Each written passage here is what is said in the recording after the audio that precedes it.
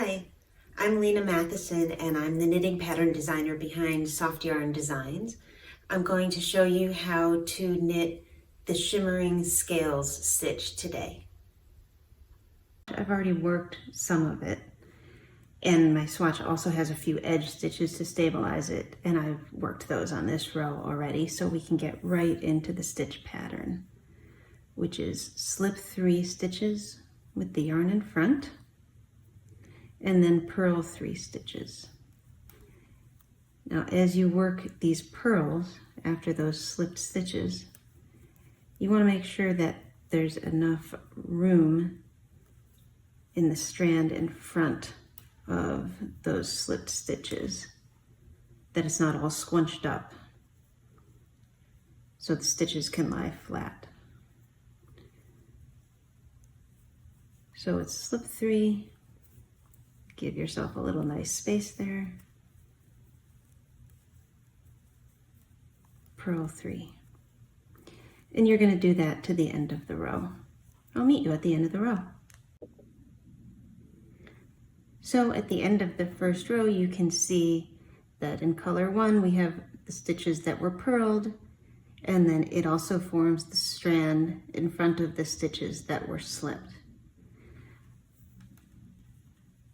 Now we're going to come to the second row, and I've already worked my edge stitches. For the second row, you're going to continue to work with C1, and you're going to knit the 3 stitches that were worked on the prior row, and you're going to slip the next 3 stitches, the same ones that were slipped on the prior row, this time with the yarn in back, because the strand that we're forming here is also going to be in front of the stitches that we're slipping on the right side of the work. So we knit the stitches that were worked on the prior row and slip the stitches that were worked on the prior row. And I'll meet you at the end of the row. Now we've worked 2 rows, and you can see that in front of the slipped stitches, we have 2 strands in C1. The next 2 rows are going to be worked with C2. You're going to knit the right side of the work and purl the wrong side of the work, stockinette. I'm going to work that without you, and I'll meet you back. I've worked 2 rows of stockinette stitch, which you can see here, and now we're going to continue with our second color, C2, for the row where the action really is. Here you can see that the first 3 stitches of the row are the ones that were slipped previously with those strands in front of them. And the stitch where the action is going to be is the middle of those 3 slipped stitches. So the first stitch we're just going to knit. For that second stitch, the tip of the right hand needle is going to duck under those 2 strands from slipping. You're going to knit that stitch, and then the tip of the right hand needle will duck back under those strands and come back out. Now you can see that those strands have been kind of caught behind the stitch, and that's what creates the effect that we're looking for here. Now we're going to knit the third of those slipped stitches, and we're going to knit, or previously slipped stitches, then we're going to knit 3 more, the stitches that were previously worked in those early rows. Now we're back to the stitches that have the strands in front of them. And again, for the second one, you're going to go under those strands, knit your stitch, and then come back out under the strands, catching that there. So now we're going to knit up to that stitch again so you can see it one more time.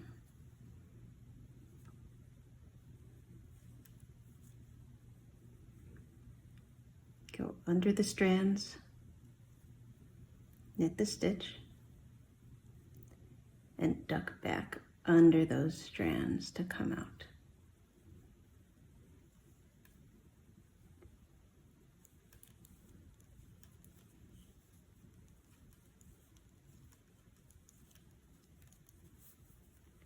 Here's the last one I have in that row so you can see it one more time.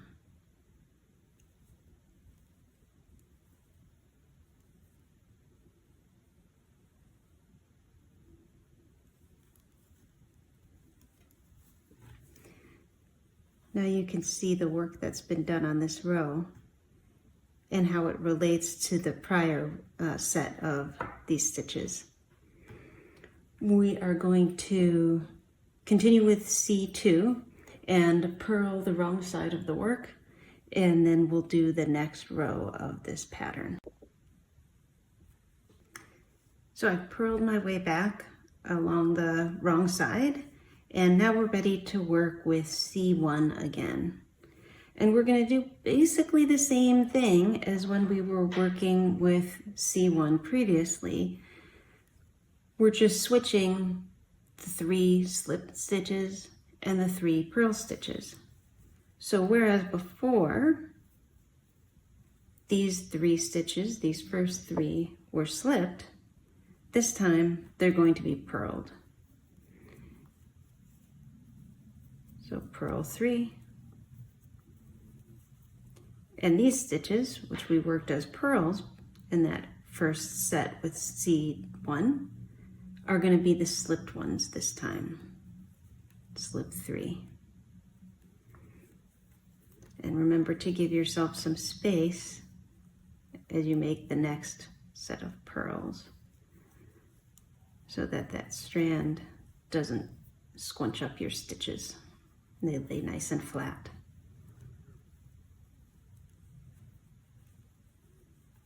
Slip 3 with yarn in front, purl 3, and I'll see you on the other side. For this next row, a wrong side row, we're going to continue working with C1, and we're going to do as we did on the second or wrong side row with C1 previously. The stitches that have been slipped are going to get slipped again. They're going to get slipped purlwise with the yarn in front of the work. And then the stitches that were worked on the prior row will get knitted now.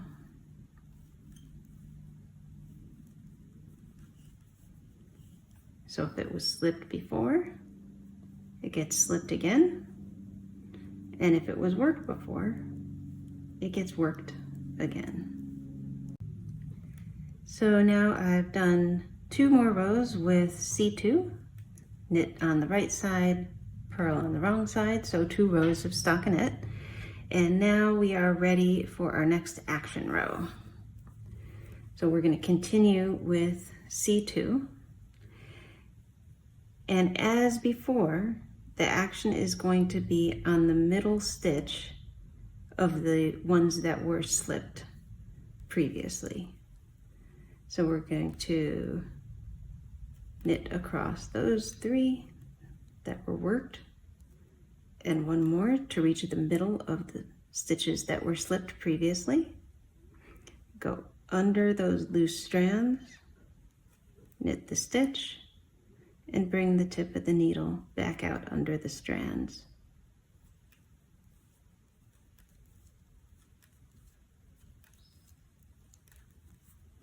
So we're knitting 5 stitches in between each action stitch, as I think of it. Back to the action stitch as before. Go under, knit the stitch, and come back out. So you notice that when we are doing that action stitch,